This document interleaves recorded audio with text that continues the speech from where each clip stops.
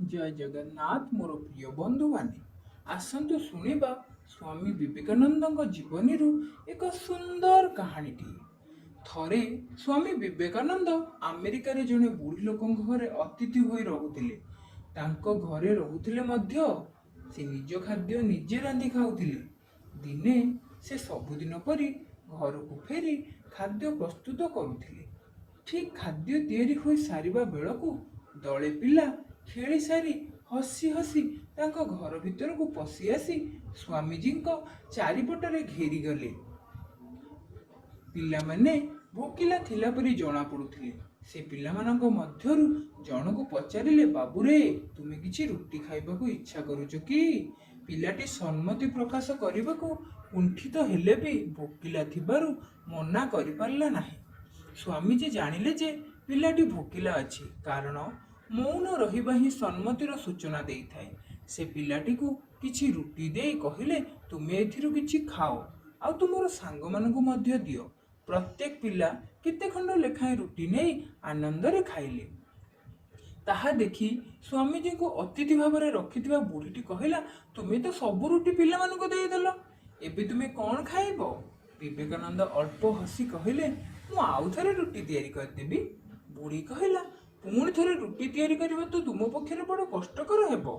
तुमे अल्प किछि रुटी पिला मानकु न देई सब गुड़िक रुटी देई देलो काहेकि? स्वामीजी कहिले, पिलांको भितरे भगवान रहिछंती। पिलामानंकु खुआई निजे उपवास रहिले भगवान को पाइबा सहज होइथाय। एपरि एक सुजोग पाई जो लोक तार सदुपयोग न करे से निहाती हतभाग्य।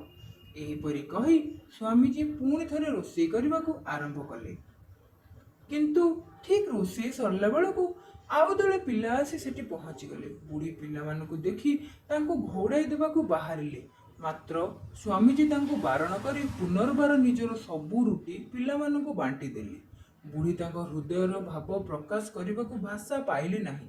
से विवेकानंद को पचारिले, तुमे एहिपरि निजर खाद्य पिला मानकू थरकू थर देई केते समय पर्यंत उपवास रही परिबो?